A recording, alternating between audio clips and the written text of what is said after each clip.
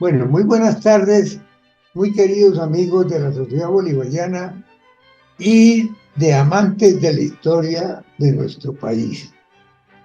En el día de hoy tendremos una conferencia sumamente interesante y que se refiere a la independencia en la región de Ocaña que dictará el doctor Luis Eduardo Páez García, gran historiador, periodista y escritor nacido en Ocaña. Es miembro correspondiente de la Academia Colombiana de Historia, presidente de la Academia de Historia de Ocaña y correspondiente de las academias de Monpós, Norte de Santander y Estado de Táchira, en Venezuela. Es autor de libros y ensayos sobre historia regional de Ocaña, noticias, turismo y patrimonio cultural. Entre las publicaciones destacadas, Voces y Silencios, son poemas, en 1974. La creencia como factor de identidad cultural, Guía turística de Ocaña, Historia de la región de Ocaña, Historia de la literatura en la región de Ocaña, La playa de Belén, en consultoría con Guido Pérez Arevalo, La región de Ocaña, entre la tradición y la violencia, la memoria viva de José Eusebio Caro, medicina tradicional y empírica en la antigua provincia de Ocaña, Gerardo Noyette, un viajero belga en el siglo XIX en Colombia. Es director de la revista Horizontes Culturales desde 1988 y colabora con publicaciones sobre el Boletín e Historia de Antigüedades de la Academia Colombiana de Historia, la Gaceta Histórica del Norte de Santander y participante y ponente de los encuentros de historiadores del Gran Santander en Ocaña. Simposio, el folclore en la formación de las Américas. Sexto Congreso de Antropología de Colombia. Octavo Congreso Nacional de Academias Departamentales de Historia, ponente. Academia de Boyacense de Historia en Tunja. Congreso Nacional de Historia de Colombia, de la Asociación Colombiana de Historiadores y Academia Colombiana de Historia. Parlamento Internacional de Escritores de Cartagena de Indias. Primer encuentro de academia y centros de historia, Monpós. Encuentro Nacional de Historiadores de cara al Bicentenario, organizador y ponente en Ocaña del Encuentro de Academias y Centros de Historia, Charalá, Santander. Desde 2003 se desempeña como director del Museo de la Gran Convención de Ocaña del Ministerio de la Cultura. Con esa brillante hoja de vida, tendremos hoy el gusto de escuchar, pues, a don Luis Eduardo Páez García, un ocañero de gran trascendencia, tierra a la cual estamos ligados históricamente. Y con el mayor gusto le doy la palabra para que inicie su brillante conferencia. Adelante, Luis Eduardo. Muchas gracias, doctor Miguel Santamaría, por esa presentación. Es usted muy amable. Mi saludo especial para todos y cada uno de los miembros de la Sociedad Bolivariana, muchos de ellos pues ya conocidos en la Academia Colombiana y en otros escenarios de la vida académica nacional. Como leía en la síntesis biográfica, yo me he dedicado fundamentalmente a historiar la región de Ocaña, porque me parece que es una especie de tributo que uno le debe a la patria chica. Mucha de esa experiencia sobre el estudio de la región se la debo a mi abuelo Justiniano Páez, también historiador, uno de los pioneros en la historiografía del norte de Santander, y a mi padre Luis Eduardo Páez Curbel, quien fueran ambos miembros también de la Academia Colombiana. Y yo he dedicado pues gran parte de mi actividad intelectual a eso. Por eso la historia de la región de Ocaña, historia de la literatura en la región de Ocaña, guía turística de Ocaña, y en los foros nacionales o internacionales como el Parlamento de Cartagena de Indias, pues lo que hemos hecho también es llevar ese mensaje de la región de Ocaña para que se conozca cuál ha sido su evolución a través de los años. ¿Qué entendemos por región de Ocaña o a qué nos referimos cuando hablamos de región de Ocaña? Pues bien, su formación data de la época de la colonia. Recordamos que Ocaña fue fundada en el año de 1570 por Francisco Fernández. Fue una fundación que se ordena desde el Cabildo de Pamplona. Y al fundarse Ocaña, comienza la penetración blanca hacia lo que hoy conocemos como el sur del Cesar y sur de Bolívar. De tal manera que el núcleo primigenio, que era Pamplona, ciudad fundadora de ciudades del occidente venezolano y del oriente colombiano, pues se traslada a Ocaña y comienza una nueva etapa del poblamiento en el nororiente colombiano.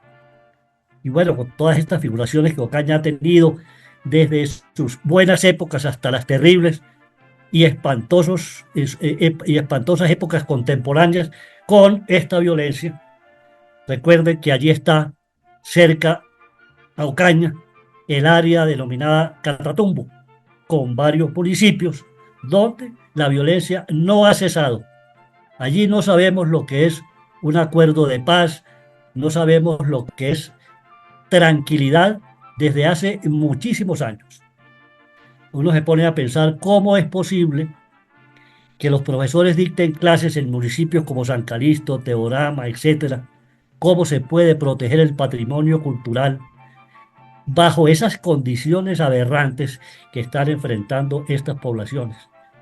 Y bueno, lamentablemente no hemos obtenido hasta el momento una solución que uno pueda decir, bueno, aquí va a terminar o va a comenzar una nueva época. Entonces, esa región de Ocaña está conformada por los municipios de Ábrego, Convención, de donde era precisamente el doctor Lucio Pavón, El Carmen, Acarí, la Playa de Belén, Ocaña, San Calixto y Teorama en el departamento norte de Santander, y González, Agua Chica, Río de Oro y Gamarra en el sur del Cesar. Todos estos municipios con la misma problemática, pero tienen una característica, y es que comparten la historia y comparten la cultura, porque todas salieron de la matriz de Ocaña. En su mayoría eran antiguas encomiendas de los primeros fundadores de Ocaña y los primeros pobladores, que luego se convirtieron en haciendas coloniales y con el tiempo esas haciendas se fueron subdividiendo hasta terminar en parroquias y luego los actuales municipios que conocemos. De tal manera que compartimos todos una misma cultura, la forma dialectal, incluso el voceo nuestro, característico, hablar de voz. Eso es parte de nuestra cultura, la gastronomía, los festejos, las tradiciones, todo ello hace parte de esa región de Ocaña, una región muy rica en recursos naturales, pero lamentablemente, como decía, con una situación de orden público muy terrible. Quiero hacer referencia a lo que ocurrió durante la conmemoración del Bicentenario de la Independencia en el 2010 y en el 2019, porque me parece que es importante hacer memoria de cómo en esos años se volcó Colombia académica, universidades y academias y centros de historia del país a rescatar la memoria histórica de uno de los territorios. Y aparecieron cosas increíbles que no se conocían por el manejo que se le ha dado históricamente a la producción historiográfica. Incluso yo recuerdo que muchos amigos mencionaban la historiografía bogotana o la historia escrita desde Bogotá o desde Cali o desde Medellín como una especie de queja frente a los desarrollos historiográficos en otros territorios colombianos. Pero durante 2010 comenzó ese interés por redescubrir aspectos de la historia de la independencia en los territorios. Comenzó, por ejemplo, a trabajarse muchísimo sobre el papel de la mujer en la independencia, de los afrodescendientes, de los indígenas y de una serie de grupos que antes lo que llamaban, o se llama todavía en algunos casos, los grupos subalternos, que habían desaparecido por completo de nuestra agenda de investigación. Y en el 2019 se incrementa esa investigación en las academias departamentales, en los centros de historia, y recordamos que en el 2018 hicimos en Ocaña el encuentro de historiadores, el encuentro nacional de historiadores de cara al Bicentenario, que inauguró prácticamente los encuentros que hiciera la Academia Colombiana en diferentes regiones del país y que terminaron con un gran encuentro en la capital de la República. Bueno, en Ocaña tuvimos una grata satisfacción de contar con cerca de 32 historiadores nacionales, entre los cuales se contaban los llaneros, y fueron de los centros de historia de Pore y otros centros, se me escapa el nombre, a hablar del papel de la mujer llanera en la independencia. Mencionaron nombres que jamás conocíamos los que estábamos en la parte andina. Del Centro de Historia de Charalá fue el colega Edgar Cano a hablarnos de la batalla de Pienta. Hoy la batalla de Pienta ya se conoce de manera amplia, pero en aquel tiempo, en el 2018, todavía era un tema polémico, porque muchos historiadores nacionales no aceptaban que hubiese existido una batalla o una masacre en Charalá, al lado del río Pienta. Pasó mucho tiempo y mucho sacrificio de don Edgar Cano para que al fin, con base en el documento encontrado en una pared antigua de una casona y luego el archivo del párroco de Charalá, se pudiera corroborar que en efecto hubo una espantosa masacre con tantos muertos que nunca se supo la cantidad de ellos, que toda Charalá quedó cubierta de niños, ancianos, mujeres asesinados por las tropas de Lucas González. Y lo importante de ese momento, lograron detener el avance de Lucas González hacia Boyacá. Y la pregunta que se hicieron siempre, ¿qué hubiese pasado si las tropas de Lucas González llegan a Boyacá? Y los militares podrán emitir un juicio, los historiadores militares, porque lo más probable es que los fusilados en Boyacá hubiesen sido Santander, Bolívar y sus compañeros, y no Barreiro en Bogotá después de la derrota. Entonces, todas estas cositas de la historiografía de los territorios comenzó a tener una importancia y a divulgarse. Comenzaron a aparecer nuevos libros. Y en el caso nuestro, en el caso de la provincia de Ocaña, pues también nos dedicamos a buscar antiguos documentos o aquellos documentos que, habiéndose publicado en la revista Caritama, por ejemplo, de la Academia de Historia, no tuvieron la suficiente divulgación. Quería mencionar una frase del antropólogo Gonzalo Ampuero B. en un documento que se llama La Serena en la región de Coquimbo en busca de la identidad perdida. Y dice el antropólogo Ampuero: la identidad cultural o identidad de los pueblos se basa en tres componentes básicos y que en pocas palabras consisten en espacio humanizado o ecúmene, la cultura y por supuesto en todo aquello que heredamos de nuestros ancestros en una selección más bien espontánea, el patrimonio cultural tangible o intangible. Y mencionamos esto por una razón, porque a estas alturas de la historia colombiana, y ustedes que todos han participado o se han enterado de la lucha por implementar nuevamente la enseñanza de la historia en los centros educativos de Colombia, sabrán la cantidad de fracasos que eso ha tenido, que no se ha podido lograr como se quiere y que en última instancia se termina con una disyuntiva. Se enseña la historia, pero ¿cuál historia se va a enseñar? ¿Quién va a enseñar esa historia? ¿Bajo qué parámetros se va a enseñar? Y algo grave que en los últimos años se está viendo, y es la posibilidad de que la misma enseñanza de la historia sea motivo de ideologización y termine convirtiéndose en una herramienta de adoctrinamiento, porque es terrible que se utilice la historiografía de Colombia para adoctrinar. Me parece que tanto izquierdas como derechas deben respetar el desarrollo de Colombia desde el punto de vista historiográfico y hacer claridades.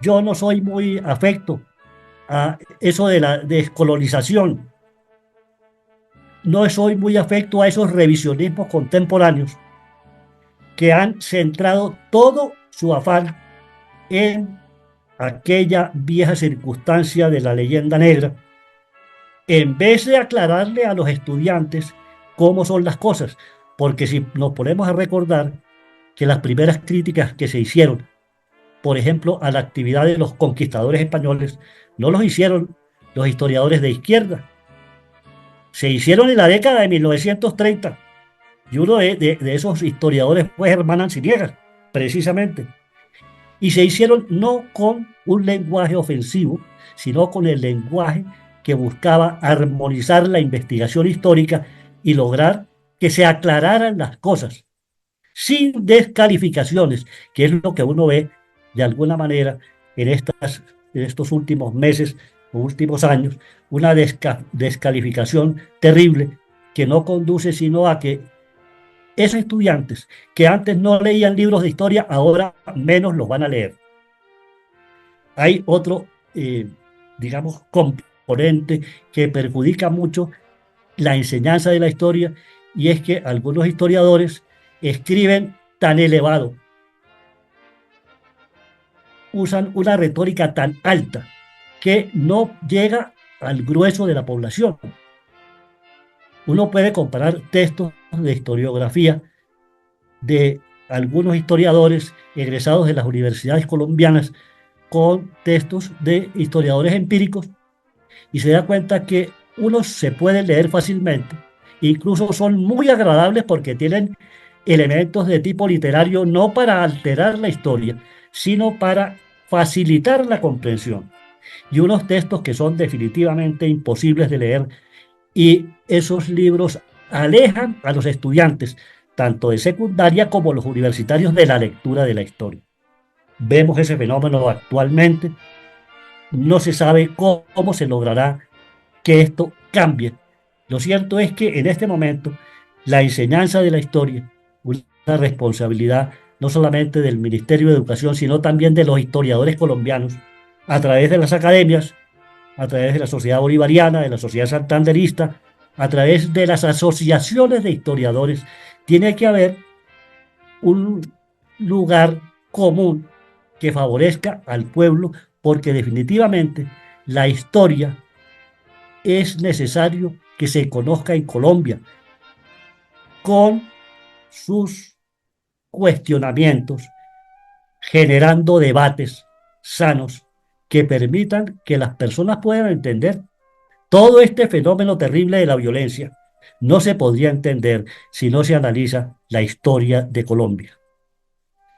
Bueno, con esas consideraciones comencemos a hablar de la independencia en la región de Ocaña. Nunca se ha tocado, o se ha tocado muy por encima, la participación de los estudiantes universitarios en el proceso de independencia. Sabemos, por ejemplo, que Santander sale directamente de las aulas de la universidad a vincularse a la guerra. Y así salieron muchos de los próceres. Pero es importante mencionar, al menos por encima, lo siguiente.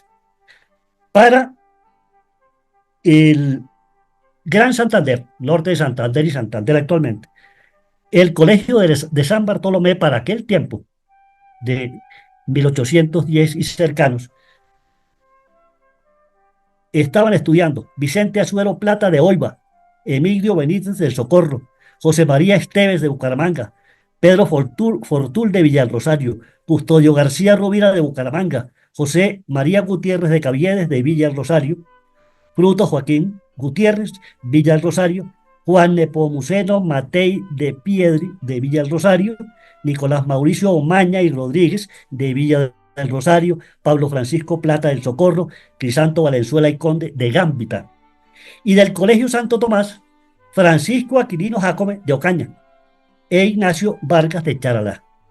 Del Colegio Mayor de Nuestra Señora del Rosario, Fernando Caicedo y Flores de Suaita, Luis Caicedo y Flores de Suaita, Joaquín Camacho de Pamplona, Antonio Ignacio Gallardo de Pamplona, Pedro Gallardo González de Pamplona, Ignacio Tomás Gallardo y Guerrero de Pamplona, Sinforoso Mutis de Bucaramanga, Andrés María Rosillo y Burbuelo de Barichara, Fernando Serrano y Uribe de Matanza, José Rafael Valencia y Guevara de Pamplona, Eloy Valenzuela de Girón, Miguel Valenzuela y Conde de Girón, José Ignacio Valenzuela de Gambita, Pedro Fermín y Vargas del Socorro, José Antonio Cortés de Ron y Rodríguez de Ocaña y Martín Teodoro Cortés de Ron y Rodríguez de Ocaña.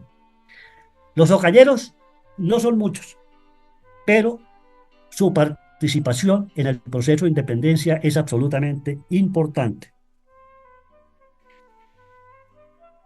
La invasión napoleónica, como sabemos, a España va a comenzar a producir el resquebrajamiento de todo el orden colonial, porque no solamente se afecta a España, sino que el impacto en nuestra América Latina es muy importante.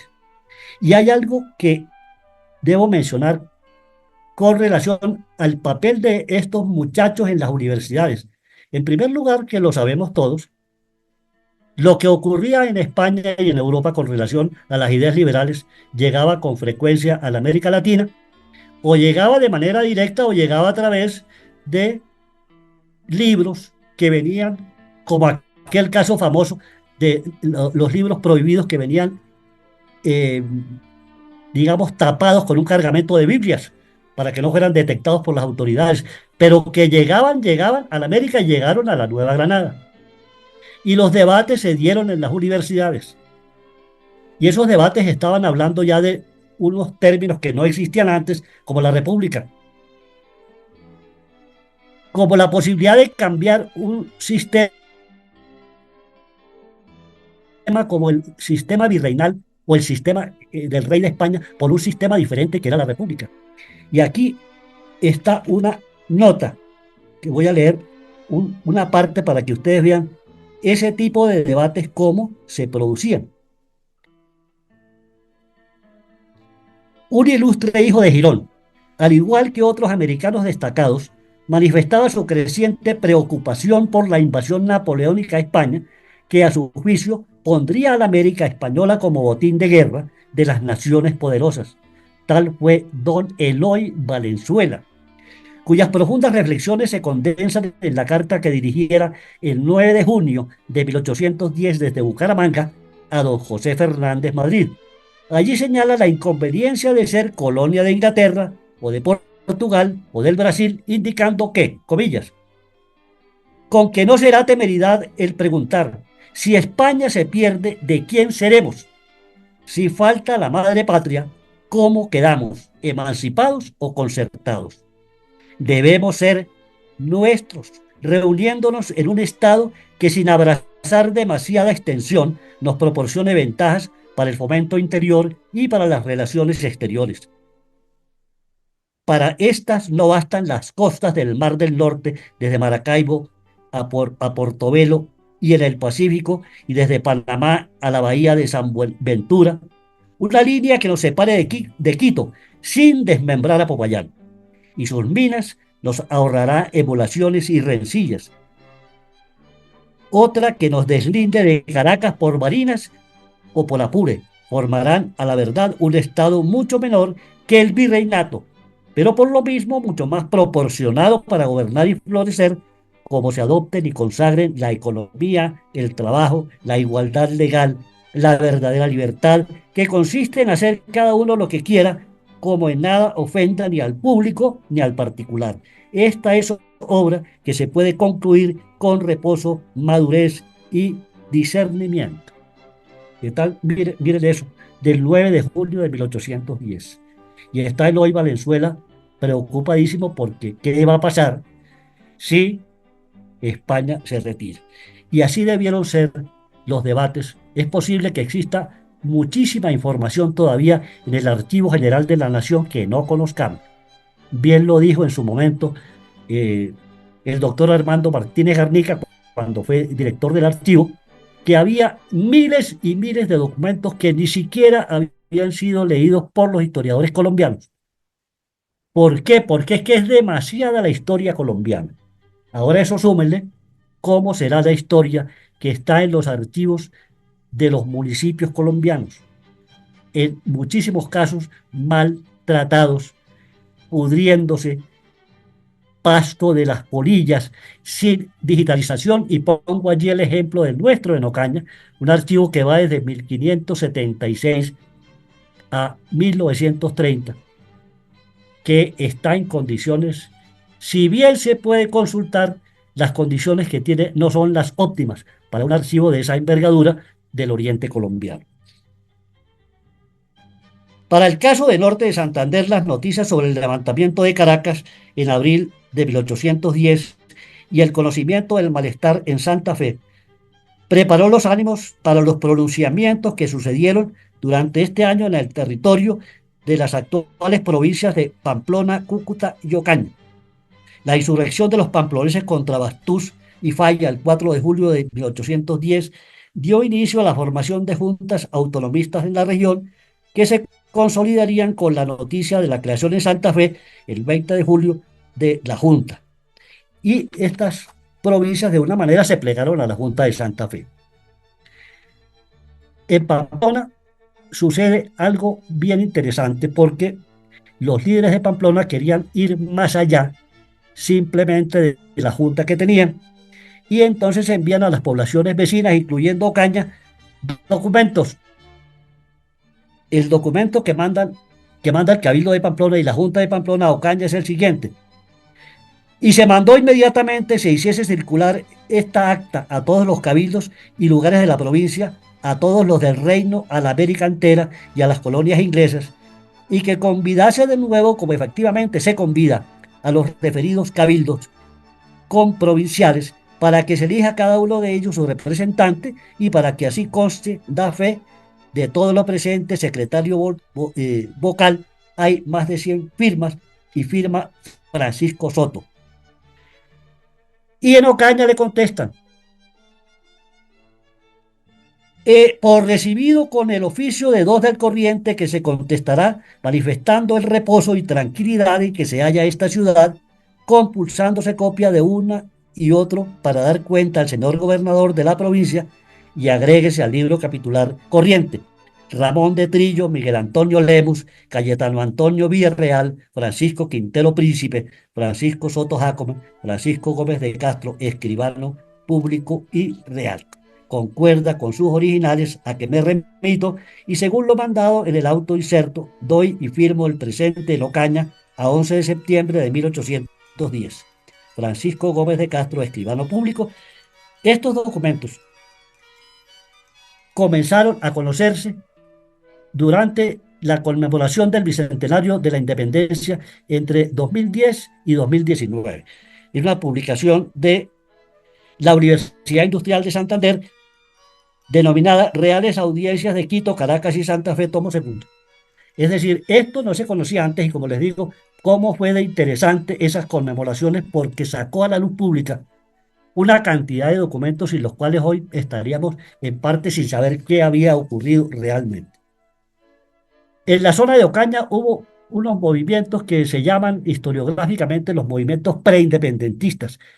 El primero en 1755, primeros disturbios por recaudadores de impuestos. Estos se originaron al parecer por la oposición a las actividades del oficial real Sánchez Barriga. 1760. Los disturbios de Ocaña se extienden a los alrededores, poblaciones de Playa Blanca y Tamalameque.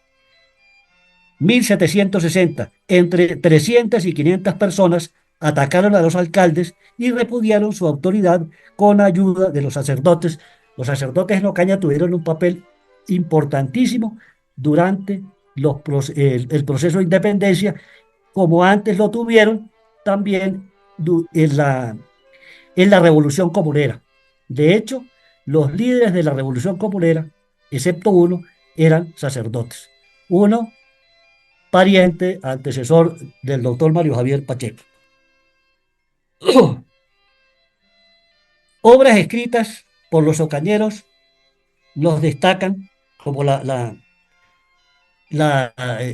obra Los genitores del doctor Alejo Amaya, cómo ocurrió, cómo inició ese proceso de independencia en Ocaña. Y dice el doctor Amaya: de lleno entró Ocaña en el movimiento iniciado en Santa Fe el 20 de julio, no con el ánimo decidido de emanciparse de la madre patria, sino con el único y firme propósito de hacer valer sus derechos como provincia americana, conforme al sentir de la Junta Central de Santa Fe.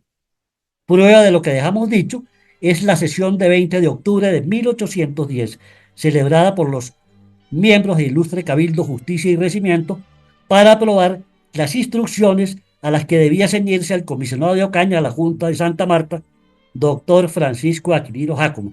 Instrucciones que reproducimos textualmente como comprobación de nuestro acerto y por la independencia de carácter que revela, y el doctor Amaya publica eso que él alcanzó a ver.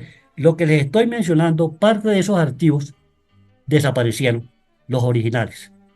Fueron sustraídos del archivo histórico de Ocaña, fueron vendidos a los traficantes de documentos y gracias a Dios, pues por lo menos quedaron en algunos libros la reproducción de esos archivos. Francisco Aquilino Jácome, es conveniente decirlo, que hizo parte de la Junta de Santa Marta, terminó aceptando las posiciones del gobernador Acosta, que era absolutamente realista. Y Francisco Aquilino Jácome asumió también el partido, digámoslo así, realista contra sus propios paisanos ocañeros, que no estaban de acuerdo con que Francisco Aquilino Jácome estuviera allá en Santa Marta haciéndole juego a algo que ellos consideraban que no era conveniente. En el mes de diciembre, que ya está Francisco Aquilino, según los documentos, firmando las actas de Santa Marta, recibe carta de don Martín Cortés de Ron y Rodríguez, patriota del núcleo patriota ocañero, donde le dice lo siguiente: Ocaña, de diciembre 22 de 1810, señor Francisco Aquilino Jácome, mi querido Aquilino, hemos recibido tus contestaciones y nos hemos complacido de tu recepción y de que goces de salud. Estamos persuadidos del amor e interés que sientes por tu patria, y en el día de mañana se publicarán por bando las decisiones benéficas sobre los puntos que has promovido en nuestro beneficio. Por la carta de Camilo Torres estarás impuesto del concepto que merece en la capital el gobernador, que como español no puede prescindir del Consejo de Regencia. Sabes que el Socorro, Girón, Pamplona, Tuja y todo el reino, con la Junta de Santa Fe, lo han negado. Y aún Cartagena, como tú mismo lo dices, y lo hemos visto por pliegos. Y termina diciéndole: el gobernador de Santa Marta, que tiene oprimido el criollaje, que ha hecho salir de la Junta a su asesor doctor Viana y a Esteban, cuyas conductas y luces conocemos bien, y a otros sujetos, no puede durar en el gobierno. La lucha contra todo el reino y su suerte será como las de los demás tiranos. No puedes contra el torrente cooperar con sus ideas ni continuar en una causa en que él solo manda. Así, vente, pues estamos contentos con tenerte aquí como para aprovecharnos de tus luces. Tales son los sentimientos de Martín Cortés. Por supuesto, el doctor Francisco Aquilino no le contestó, se quedó en Santa Marta, participó de la Junta Samaria y no vino a regresar a Ocaña sino mucho tiempo después. Pero es importante ver que estos patriotas, por ejemplo, los Cortés de Ronnie Rodríguez, fueron víctimas de la represión ya cuando llega Pablo Morillo y desde Cartagena remonta el Magdalena asesinando a cuanto patriota se atravesara en su camino.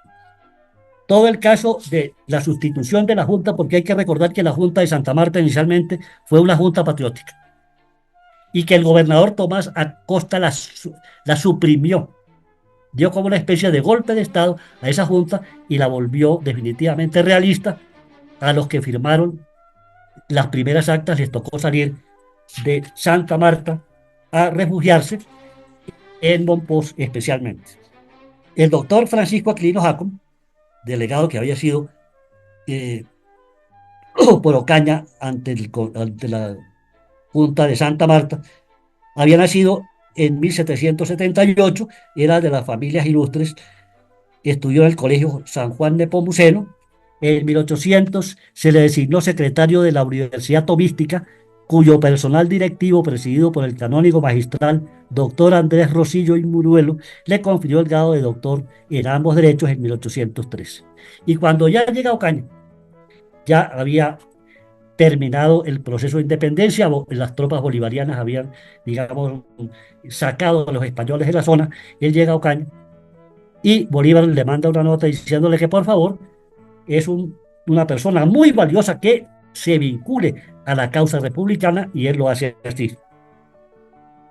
Lo hace así, se vincula a la, digamos, construcción de la nueva territorialidad, no sin antes haber recibido, por supuesto, la reprimenda del gobierno bolivariano, donde se le cobra un impuesto por haber sido en un momento determinado parte de las tropas españolas y de la administración española. Pero él llega a Ocaña y se dedica a trabajar por su tierra y a reorganizar todas las poblaciones en su contorno.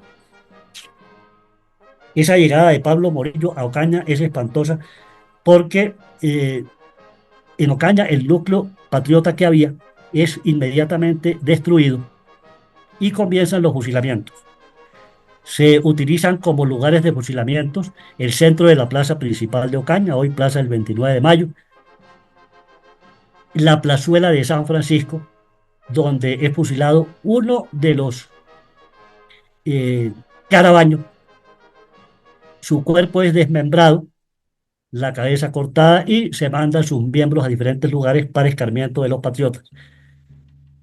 Hay una historia bonita con los fusilamientos en San Francisco, porque en 1851, cuando el gobernador de la provincia de Ocaña, doctor Agustín Núñez, pariente de el doctor Rafael Núñez, manda construir la columna de la libertad de los esclavos en el centro de la plaza.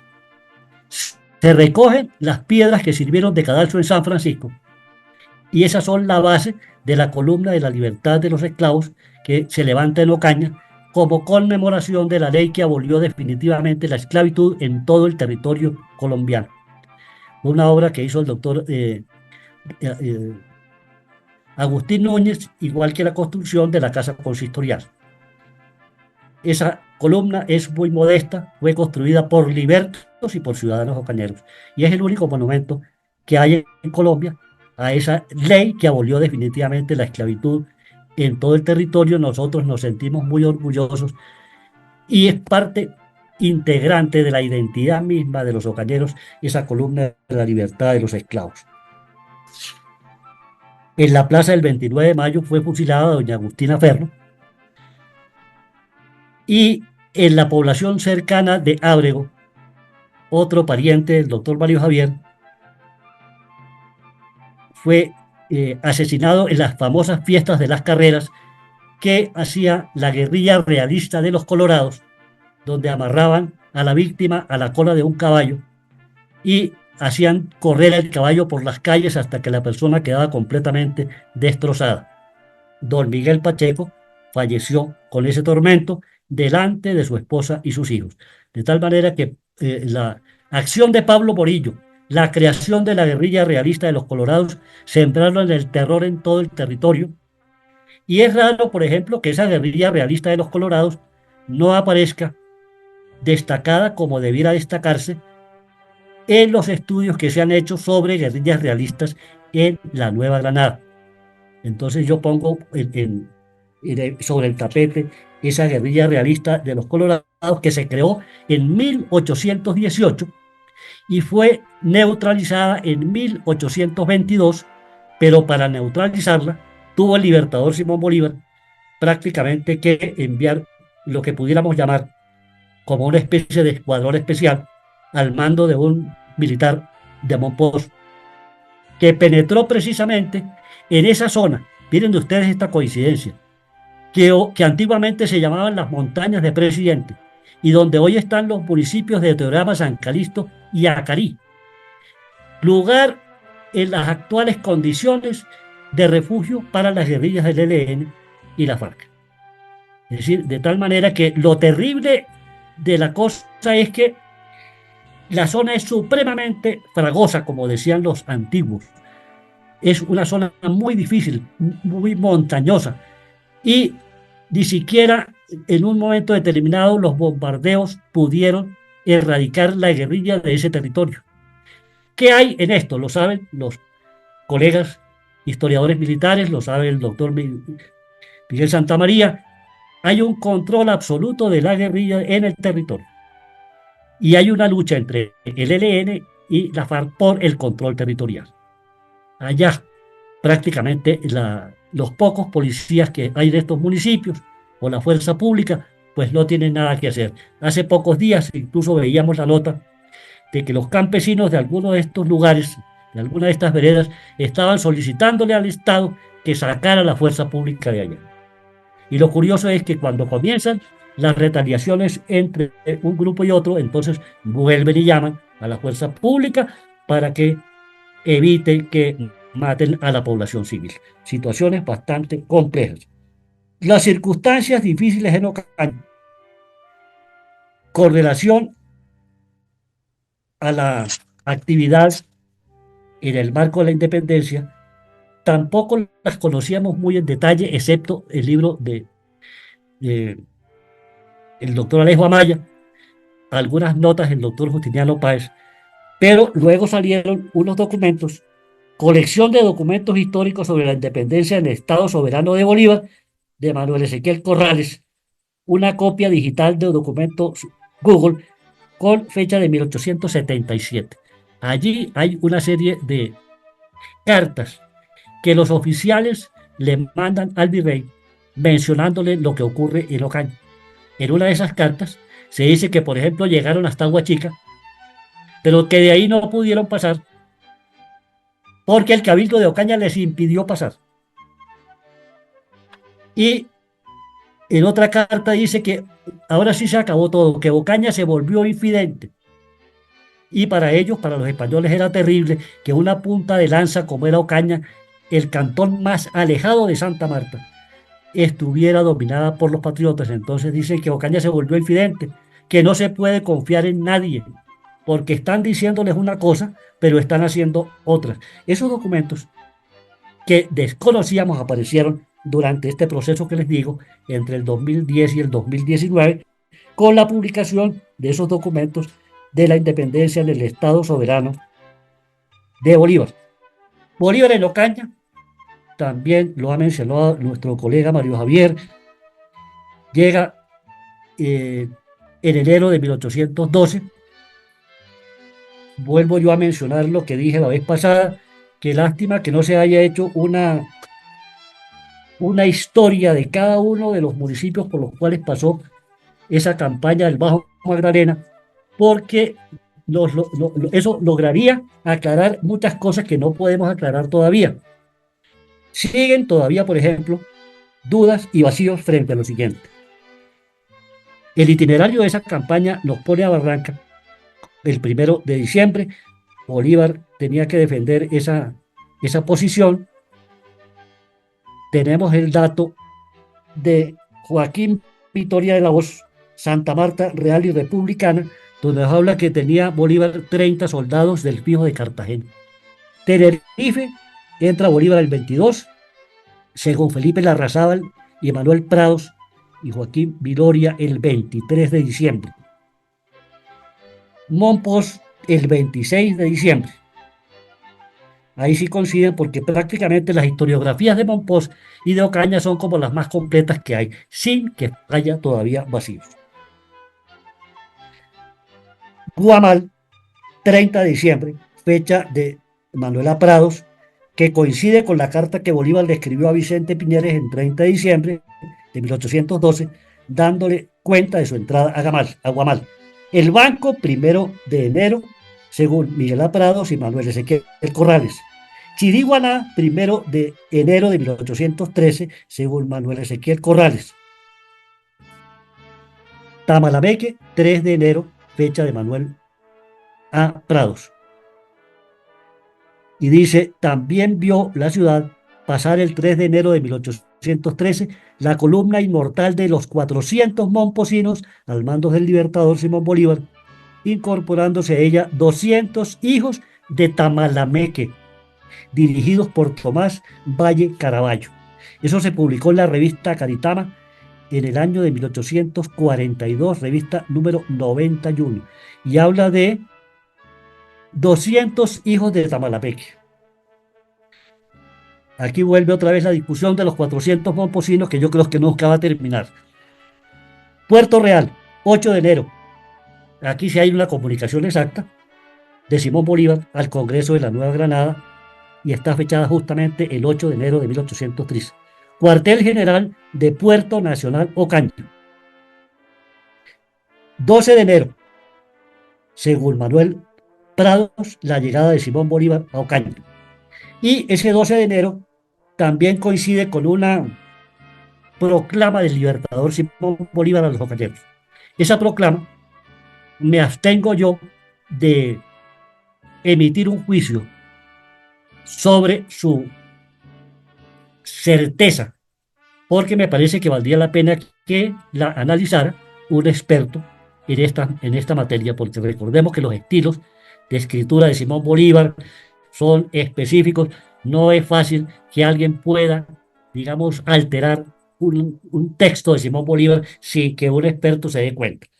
Por eso esa proclama de Simón Bolívar vale la pena que la analice algún experto. Yo, como les digo, me abstengo de hacerlo, pero sí la menciono porque es una especie de reafirmación de nuestros viejos historiadores del carácter libertario que tuvo la ciudad de Ocaña. Hay una serie de documentos que se publicaron en los periódicos antiguos de Ocaña de finales del siglo XIX, que se publicaron algunos parcialmente en mi libro Historia de la región de Ocaña. Uno de ellos se llama Relación Histórica, que es la narración que hace un ex colorado, ya anciano, de por qué se volvió colorado. Y él menciona que le asesinaron a su padre y a su tío en Ocaña porque habían desertado de las tropas de Bolívar. Esto no es extraño, lo recordamos todos. La guerra de independencia no fue una guerra fácil. Muchas veces hubo necesidad de obligar a ciertos grupos de población para que se sumaran a las tropas. Y había otro problema grave. Los habitantes de regiones de sabana, los que venían de la sabana de tierra caliente, no eran tan fácilmente convencibles para que subieran a la montaña detrás de las tropas del Libertador, porque el Libertador les había prometido que iban a ir a Caracas, de tal manera que ahí se junta una serie de circunstancias bastante complejas. En Ocaña hubo varios fusilamientos a los desertores, y este personaje que narra la historia, ya el anciano, dice que le mataron al tío y al abuelo, y que por eso él odia a los patriotas, a Simón Bolívar, a Santander, a todos los patriotas, y por eso él se volvió colorado y él seguirá siendo colorado. Hubo una afortunada coincidencia, y es que los historiadores de la generación de mi abuelo, es decir, nacidos a finales del siglo XIX, conocieron de cerca a los combatientes de la Compañía Libres de Ocaña, que para esos años, cuando esos historiadores tenían 15, 20 años, ellos ya tenían 80 y 90 años.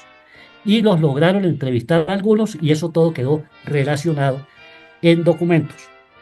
Incluso el padre Justiniano Sánchez Lobo, en un libro de bautismos, escribe a puño y letra, ese documento está en el archivo eclesiástico de Ocaña, todo lo que tuvo que ver con la época de la independencia en Ocaña. Es decir, hablar pormenorizadamente de la independencia en la región de Ocaña es muy largo, y sobre todo porque los documentos que tenemos a la mano se van multiplicando en la medida en que uno quisiera aclarar aspectos. Pero lo que sí queremos, digamos, lo que sí queremos enfatizar es que se dijo en algún momento que Ocaña había sido reacia al movimiento independentista y que había sido reacia al movimiento comunero.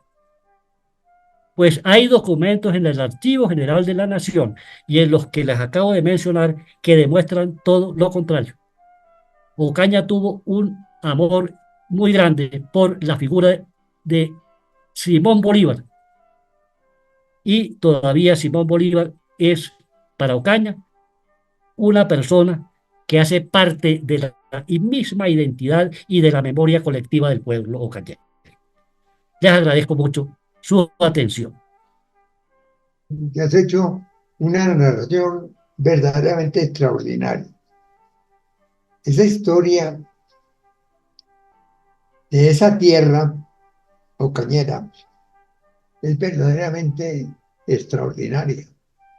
En realidad es un punto fundamental en lo que fue la parte de nuestra independencia, la importancia de los ciudadanos que allá lucharon por la independencia y sobre todo las circunstancias que los rodearon.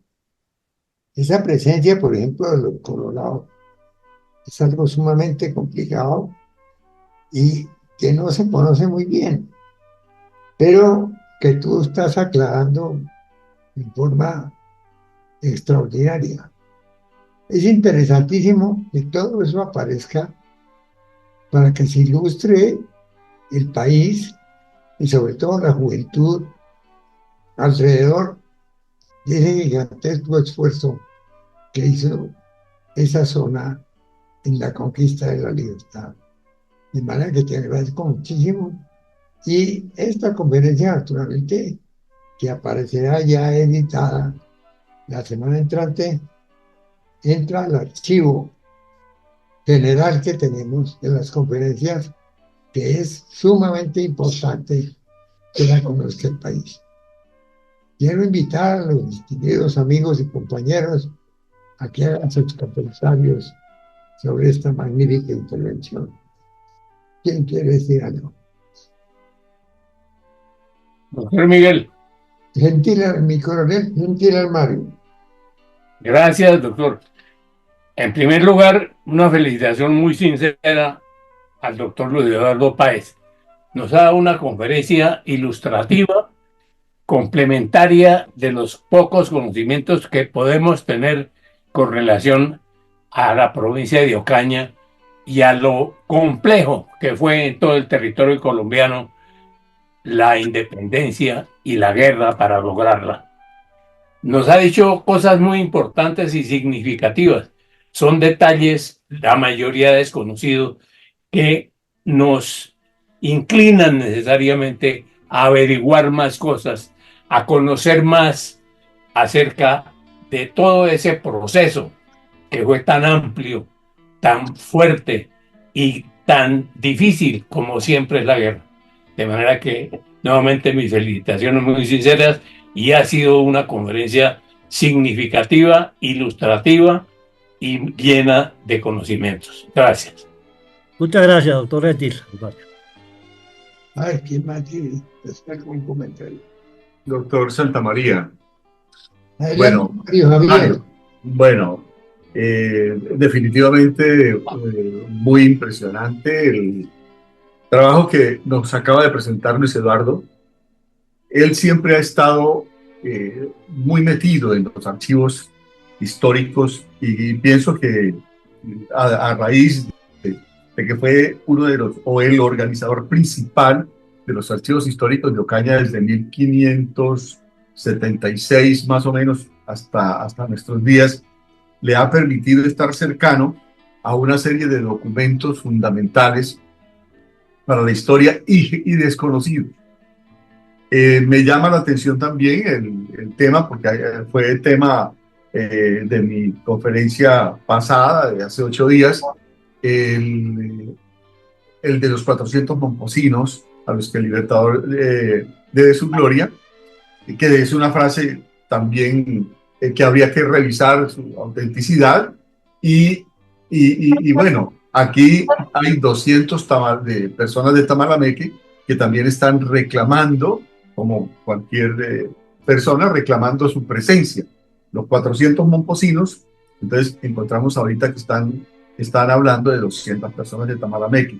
Otro aporte importante dentro del estudio que yo trabajé fue las fechas que dan algunos historiadores locales del área sobre la fecha exacta en la que llegó, por ejemplo, a Chiriguaná y al resto, a algunas otras poblaciones de la Ribera del Magdalena, porque eso nos ayuda a reconstruir esa campaña del Bajo Magdalena que también hablábamos la vez pasada, patrocinados por Ecopetrol hace ya varios años, y creo que el almirante o el general que nos hablaba anteriormente hicieron parte de de una gira histórica que inclusive se reconstruyó a caballo. Luis Eduardo, tú la recuerdas, creo que aquí tenemos uno de nuestros participantes de hoy, hizo parte de esa gira, pero no sé por qué no se profundizó mucho en cada uno de los pueblos del Magdalena, pero sí hace falta alguna información al respecto. Pues muy interesante, doctor Páez, toda su disertación, y sin lugar a dudas, Ocaña y toda la región aledaña tuvo una importancia de primer orden en todo lo que fue, por ceñirme en un momento dado a lo que posteriormente se llamó la campaña admirable. Usted hablaba de la revisión de documentos y me atrevo a decirle lo siguiente, le estoy hablando de memoria, o sea que fíjese más bien en el enfoque general más que en el detalle. Usted hablaba de la carta de Eloy Valenzuela manifestando en un escrito que le mandó a José Fernández Madrid, manifestando de quién seremos si España cae, palabra más, palabra menos. Pues le comento que esa carta completa, aunque fue publicada en diferentes aspectos, se encuentra en el periódico El Argos Americano, que está tanto en la Biblioteca Nacional como en la Biblioteca del Banco de la República. Ahí se encuentra publicada la carta completa de Eloy Valenzuela, en la cual en efecto se llama o hace la reflexión de quién seremos si España cae. De otro lado, usted está hablando o habló de Miguel Carabaño, el vencedor de Cispata, o Cispatá, que fue fusilado en Ocaña y su cuerpo totalmente descuartizado como represalia por sus actuaciones en el año de 1812. Era un patriota venezolano de armas tomar y respetabilísimo, por cierto. Llegó a ser jefe del ejército del Magdalena bajo la presidencia de Rodríguez Torices. Entonces, sí hay, doctor, sí hay documentación, sí se puede encontrar. Ahora, lo que pasa es que verdaderamente toca sumergirse en ese mundo. Y eso no es fácil y tiene un costo económico y demás. Pero sí hay información. A mí lo que se me venía a la cabeza oyendo su disertación sería, hombre, hacer una integración y, por ejemplo, de Ocaña preguntar los interrogantes que usted tiene y yo de Cartagena, entonces poder intercambiar conocimientos. Yo creo que esa labor sería muy importante y que podría ser como una alternativa de estas charlas. Reunirnos los diferentes historiadores y intercambiar conocimientos. ¿Ustedes qué saben de tal cuestión? Pero ratificando lo que usted manifestaba de la importancia de Ocaña, como le digo, que estuvo en primerísimo lugar. En Ocaña es el lugar donde Bolívar manda una carta a Rodríguez Torices pidiéndole permiso para movilizar las tropas hacia Cúcuta y demás. Exactamente. Eso, por ejemplo, ya denota la importancia. Ahora, lo de los 400 momposinos más los 200 de Tamalameque y más otro tanto de Cartagena que dicen que estuvieron por allá, ese es un debate muy interesante porque ya se dio ese debate. Ese debate se dio por ahí en la década de los 60, 65 más o menos, encabezado por el doctor Amador y Cortés, junto con Salcedo Villar de Monpós. Entonces, pues ahí llegaron a unas conclusiones interesantes. Pues todo esto se trata de una charla interesante y no con el ánimo de molestar a nadie. Pero sin lugar a dudas, la importancia de Ocaña fue de primer orden. Eso es así. Eso es así. Gracias, doctor. Que adelante, don Luis Eduardo, para poner Sí, yo creo que la propuesta del doctor Andrés es interesantísima. De hecho, en Ocaña estábamos haciendo esos encuentros del Gran Santander que no hemos podido volver a hacerlos por falta de fondos, buscando justamente poder reunir a los historiadores de las regiones para tocar temas específicos, como ocurrió en el 18. Bueno, fueron los llaneros, fueron hasta del Instituto Colombiano de Antropología e Historia, fueron la Asociación de Historiadores, pero nos interesaba mucho que fuera, por ejemplo, los santanderianos, como el caso de Charalá, y los llaneros.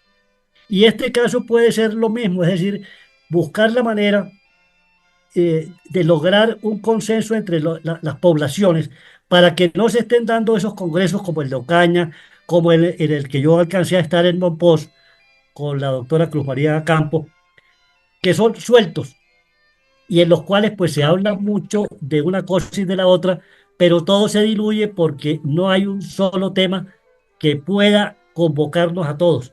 Estos temas aclaratorios, estas circunstancias, pueden generar, lógicamente, unos aportes incalculables para todos. Yo creo que vale la pena, doctor Andrés, lo que acaba de mencionar. Claro, claro que sí, hay que echarla adelante. Andrés. Pues, doctor, yo siento que la dinámica que ha tomado esta conferencia de Luis Eduardo es supremamente interesante y hay que recogerla con esta moción que le comenté y con otras como las que, no sé, creo que fue Andrés. Andrés le ha dado mucho más candela al tema. Creo que así como decíamos y como se hablaba en la historia de que no perdamos precisamente la Santandería en estos momentos, también, o sea, no podemos dejar pasar este entusiasmo. A propósito de Miguel Carabaño y lo que Luis Eduardo recordaba, fue fusilado en Ocaña. La historia se ha ido alimentando también de muchos mitos que es necesario que nosotros los desbrocemos.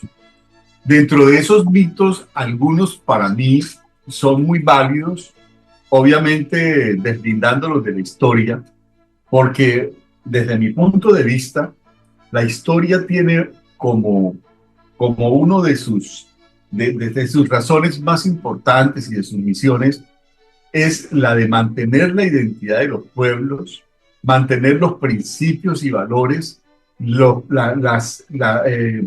especialmente en cuanto a los sistemas de gobierno, la democracia, si es que los países la escogieron y constitucionalmente queda plasmada.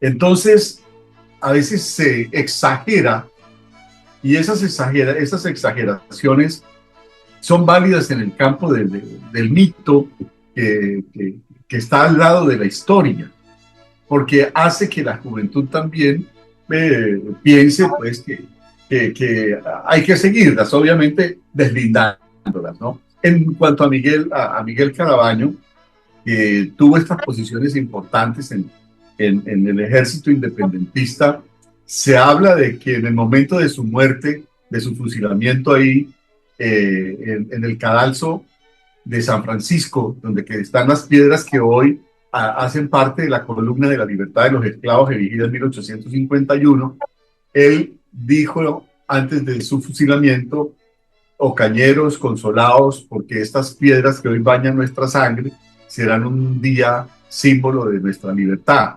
Y es por esa razón que esas palabras siguieron de boca en boca como tradición oral, y por eso el gobernador Agustín Núñez, en el momento de hacer construir la columna, pidió traer las piedras del cadalso del Parque de San Francisco y trasladarlos al parque principal. Son historias bonitas que quedan allí, que habría que mirar si son mitos que se van agregando a la historia o no, pero la gente las ha comentado y se han transmitido de manera oral año tras año, durante 200 años. Muy bueno. Bueno, mientras ustedes hablaban, Luis Eduardo y yo acabamos de establecer ya la conexión. Ya tuvimos un intercambio de los correos. Es que nosotros no hablamos, nosotros ejecutamos, doctor Santamaría. Entonces, ya tuvimos un intercambio de emails. Cualquier duda que yo tenga sobre todo lo que hace referencia a Ocaña, pues ya tengo mi enlace para consultarlo. Y a él también le ofrecí mi servicio en lo que hace referencia a Cartagena en la Independencia. Si alguien más quiere, pues que por favor publique su email y estaremos en contacto. Maravilloso, padre. Bueno, ha sido verdaderamente edificante la reunión de hoy, porque hemos tenido unos aportes fantásticos por parte de nuestros oyentes, participantes. De manera que les agradezco en el alma su presencia y seguiremos adelante. Esta propuesta que ha surgido hoy es sumamente importante y tenemos que ver la manera de que fructifique. Muy buenas tardes a todos y que tengan una feliz noche. Muchas gracias.